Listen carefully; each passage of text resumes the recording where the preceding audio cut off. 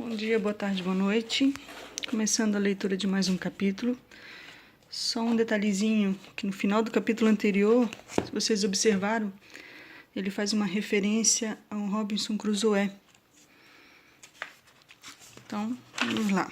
Capítulo 6. A descoberta da gruta. A criação de uma fazenda. Construímos uma piroga. O aniversário do naufrágio.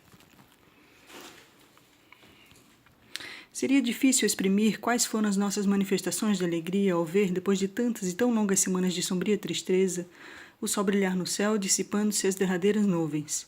Saímos finalmente do nosso refúgio, felizes por encontrar os campos rejuvenescidos e por encher os pulmões com aquele ar leve e puro. Todas as plantações e sementeiras estavam em pleno desenvolvimento. Era a primavera que renascia do sombrio inverno. Nosso primeiro cuidado foi pôr em ordem a habitação aérea.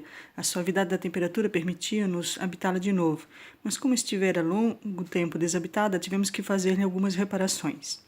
Depois passamos uma revista em todos os nossos domínios. Os campos de mandioca e de batatas, assim como as plantações de trigo e de milho, a horta de Elizabeth, o pomar com suas árvores frutíferas, tudo apresentava o melhor dos aspectos. O mesmo não ocorria, no entanto, relativamente à nossa pobre Zeltheim. A tenda virara ao avesso. As estacas tinham sido arrancadas, a lona reduzira-se a tiras e uma parte das nossas provisões se deteriorara pela chuva.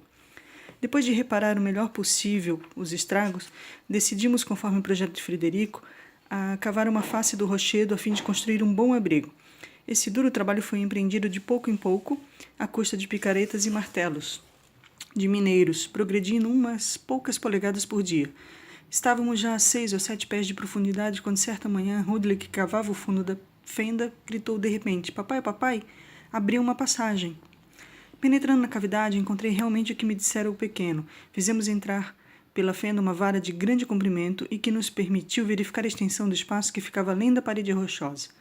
Procuramos imediatamente aumentar a abertura, enquanto Rudley corria a Falkenhorst para trazer lanternas e velas, de modo que melhor pudéssemos explorar a caverna quando conseguíssemos entrar. Voltou acompanhada de Elizabeth, de Ernesto e do pequeno Fritz, que se extasiaram diante de nosso trabalho. Acendemos todas as lanternas e, um a um, esgueiramo-nos pela abertura. Ia eu na frente para sondar o terreno, com receio de encontrar alguma poça de água ou um precipício traiçoeiro. E em seguida vinham meus filhos e finalmente Elizabeth fechava o cortejo, trazendo pela mão o pequeno Fritz, que avançava muito medroso.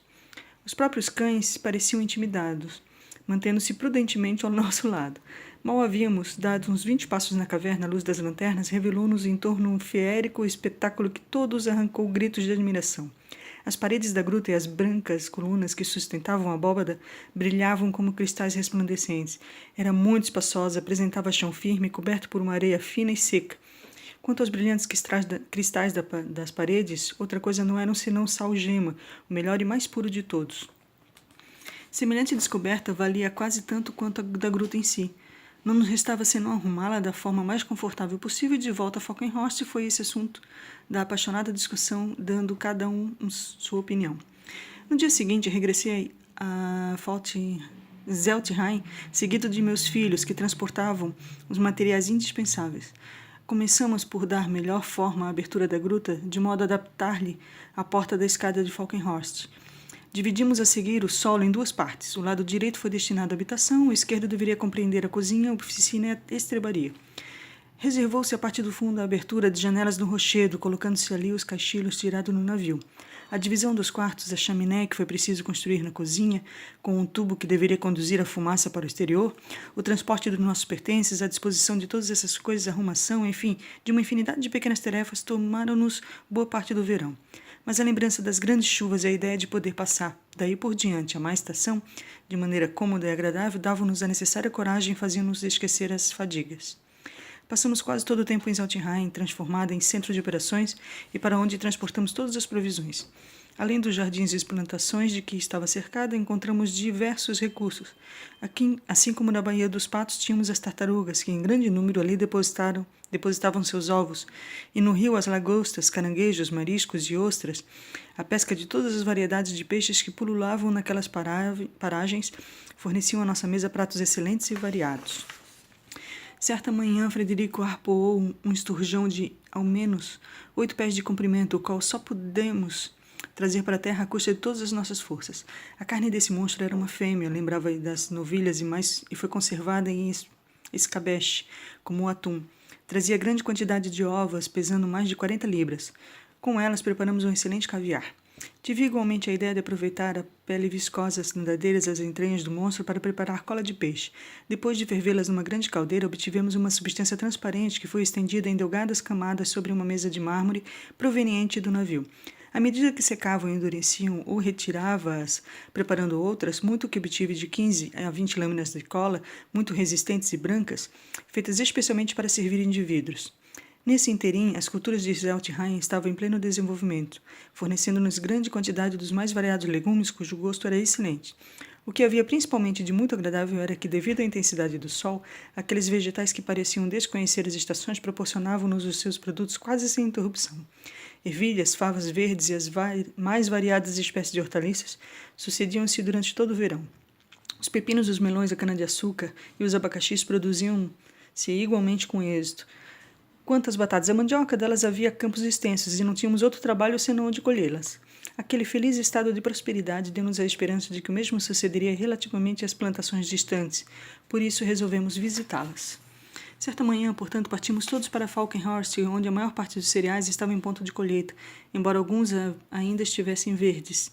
Havia cevada, trigo, aveia, ervilha, feijão, favas de todas as espécies. Dedicamos o dia à arrumação da moradia de verão, bem como a colher e debulhar os cereais a fim de conservar as preciosas sementes para o ano seguinte, ficando tudo pronto para que no dia seguinte pudéssemos fazer uma pequena excursão pelas redondezas.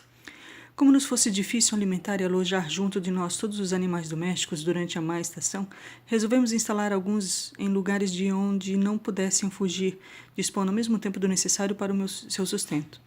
Por conseguinte, minha mulher escolheu no galinheiro uma dúzia de galinhas. Separei 4 leitõezinhos, 2 casais de ovelhas, 2 de cabras. Esses animais foram postos na carreta, onde já se encontravam provisões de toda espécie, víveres, ferramentas e utensílios de que poderíamos ter necessidade.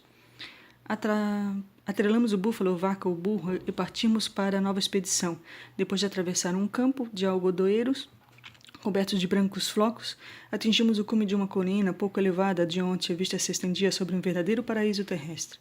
Árvores luxuriantes coroavam os flancos da colina e um fresco regato atravessava a planície, contribuindo para a beleza e a fertilidade da região. O bosque que acabáramos de atravessar constituía um anteparo contra os ventos do norte. A relva espessa poderia garantir a subsistência dos animais. Resolvemos estabelecer ali a nossa fazenda. Começamos por levantar a tenda e construir um fogão com as pedras ali encontradas, a fim de preparar o almoço, depois de assim aparelhar a temporária habitação, ocupei-me juntamente com Frederico de localizar o lugar mais adequado para pôr em prática os meus projetos. Encontramos um grupo de belas árvores bastante distantes uma das outras e capazes de servir de pilastras para a construção. Os trabalhos de instalação da fazenda consumiram-nos muitos dias. Foi dividida internamente em uma série de compartimentos de acordo com o número de hóspedes que deveria receber. Por outro lado, ali preparamos uma pequena moradia para abrigar-nos durante as visitas que fizéssemos. Assim, os animais teriam um indispensável abrigo, mas era necessário inicialmente que se acostumassem a recolher à noite depois da pastagem. Tivemos cuidado de deixar ali, em grande quantidade, nas manjedouras, os alimentos que mais lhe agradavam, misturando-lhes sal para torná-las ainda mais apetecíveis. Graças a esse subterfúgio, o abrigo logo se lhes tornou familiar. Antes de regressar ao Falkenhorst, demos um passeio pelos bosques dos macacos. Os perversos animais receberam-nos com uma saraivada de pinhões, mas com 2 ou 3 tiros de fuzil, livramos-nos de seus ataques. Os frutos novos que nos arremessaram eram pinhas de pinhões doces, cuja amêndoa proporciona excelente óleo. Recolhemos grande quantidade daqueles frutos e nos pusemos em marcha. Chegando a pouca distância do Cabo da Esperança Perdida, decidimos a atravessar a colina que se elevava à direita. Ao atingir o cume, fomos bem recompensados da fadiga que nos impusemos. A vista se estendia sobre um campo fértil e aprazível por toda parte, prados, regatos, árvores floridas, pássaros que gorjeavam por entre as folhagens. Armamos novamente a tenda da viagem e não quisemos deixar o lugar sem ali deixar nossa nova cabana, tornando-a ponto de pouso durante as possíveis excursões. A construção do abrigo da fazenda nos servira de lição, gastamos dessa vez menos, dispensando muito menores esforços. A nova construção recebeu o nome de Prospect Hill. Entretanto, a finalidade de que me propusera ao iniciar a expedição consistia em encontrar uma árvore capaz de fornecer-nos uma piroga que substituísse a embarcação de cubas. Parei diante de uma espécie de carvalho cuja casca lembrava a da cortiça. Suas dimensões serviam perfeitamente para o fim destinado. Depois de praticar no tronco longas incisões, usamos de toda a nossa habilidade para destacar o envoltório e fazê-lo tombar sobre a relva sem se partir. Por meio de algumas tábuas e calços, cuidadosamente colocados, demos uma forma arredondada às extremidades pontudas. Aquela frágil construção foi a seguir exposta ao sol, a fim de que lhe guardasse ao secar as linhas que acabávamos de dar-lhe. Ridley e Frederico foram enviados a Zeltenheim com o objetivo de trazer a carreta para que pudéssemos transportar a embarcação. Paramos ainda uma vez entre o grande rio e os rochedos para deixar no local um vestígio de nossa passagem. Era um cercado destinado a servir de fortificação e a prender uma criação de porcos que nos seria bem fácil de aprisionar, mantendo nossas plantações ao abrigo de suas visitas. Palmeiras anãs com longos espinhos, assim como figueiras da Índia, serviram como cerca. O fosso profundo, cavado em toda a volta, completava as fortificações. Finalmente construímos para nosso uso uma cabana de cascas de árvore, a qual foi batizada com o nome de Retiro. Permanecemos em Falkenhorst apenas 2 horas, tempo necessário para o jantar e para dispensar às aves os cuidados necessários, depois do que reiniciamos a marcha em direção a Zeltenheim. Mais uma figura, nossos primeiros cuidados voltaram-se para a piroga.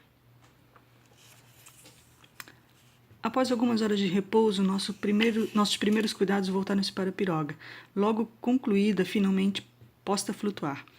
Era uma embarcação a um tempo de forte e elegante, forramos-la toda de madeira presa a uma sólida quilha. Era igualmente provida de anéis de couro destinados a receber os remos e os cabos do mastro. Bancos de remadores foram atravessados e pregados na embarcação, e no meio um mastro de bambu levantava-se majestosamente, com a sua vela triangular. Nossa frota achava-se completa dali por diante. Com a grande chalupa poderíamos tentar excursões distantes, em alto mar. A leve piroga proporcionava-nos os meios necessários para percorrer a costa nas atividades da pesca. Nesse meio tempo, a vaca presenteou-nos com um bonito bezerro. Perfurei-lhe as ventas, como o fizera com o búfalo, a fim de mais facilmente amestrá-lo, e depois de desmamado, habituei a cilha e a sela que haviam servido ao búfalo seu pai. Tenho bem vontade, disse eu de repente ao pequeno Fritz, de o incumbir do amestramento do bezerro.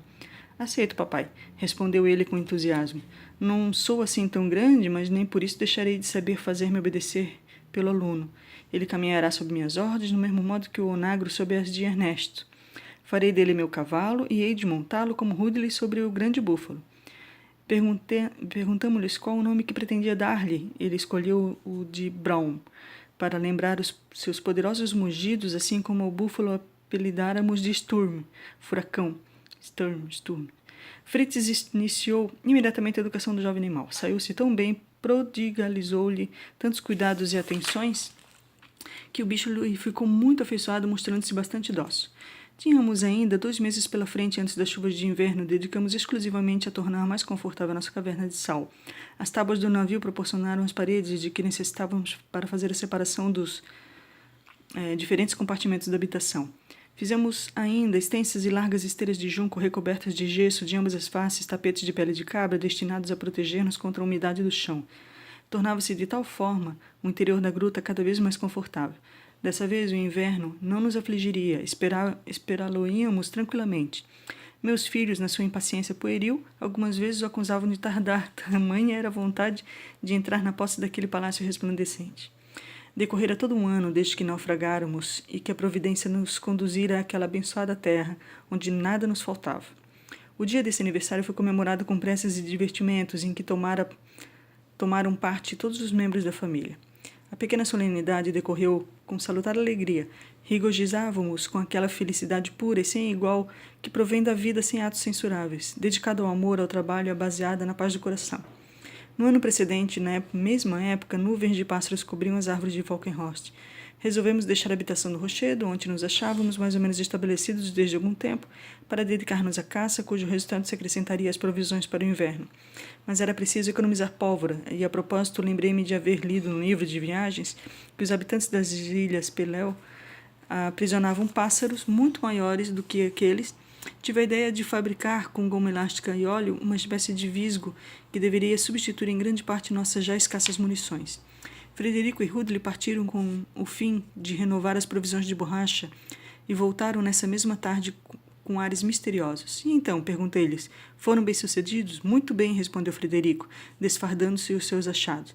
Havia trazido 2 cabaças de borracha e outras quase cheias de terebentina, um saco cheio de bagas de cera, um pé de arniz, um grou que a águia amestrada por Frederico fora buscar nas nuvens, e finalmente uma raiz de forma estranha, a qual deram ele o nome de raiz dos macacos, por verem que os símios a comiam como uma grande mostra de satisfação. Examinei atentamente esta última e declarei gravemente a meus filhos que sua descoberta representava certamente um tesouro e que tudo que levava a crer que outra coisa não era senão um ginseng, planta sagrada da China, a qual, segundo a crença popular, representava uma verdadeira panaceia universal, remédio para todas as moléstias. Benditos sejam os macacos, pois fora graças a eles os rapazes haviam tido a ideia de desenterrar as raízes. Serão benditos para vocês, replicou Frederico aborrecido. Quanto a mim, eu os maldigo. Imagine que depois da colheita resolvemos fazer uma visita à fazenda para ver como estavam as criações e calcule qual foi a nossa surpresa ao ver tudo de pernas para o ar, as paredes da choupana arrancadas e as tábuas arremessadas por todos os cantos.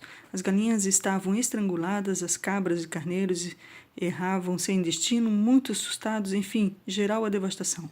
Nosso estabelecimento tinha sido inteiramente saqueado por uma horda de animais enfurecidos e desumanos, e esses animais eram os macacos. Reunimos o melhor que pudemos as criações dispersas nas redondezas, as quais acudiram no nosso chamado. Reparamos mais ou menos o cercado, mas os vândalos talvez recomecem as devastações de um dia para o outro. A notícia nos trouxe grande consternação. Achei que seria preciso dar àquela corja merecido castigo, sem o que não seria possível conservar na ilha o que quer que fosse. Consolei meus filhos, declarando-lhes que se organizaria uma grande expedição contra os macacos, para prevenir contra futuras devastações. Jantamos, a raiz do ginseng foi experimentada e considerada excelente, mas como sua natureza aromática me fizesse considerá-la mais como remédio do que como alimento, sugeri que dela fizéssemos uso frequente e, ao mesmo tempo, que aconselhei minha mulher a plantar alguns pés entre as nossas mais preciosas plantas. Separamo-nos após a prece da noite, esperando pelo dia seguinte, enquanto deveríamos preparar o visgo do qual esperávamos maravilhas.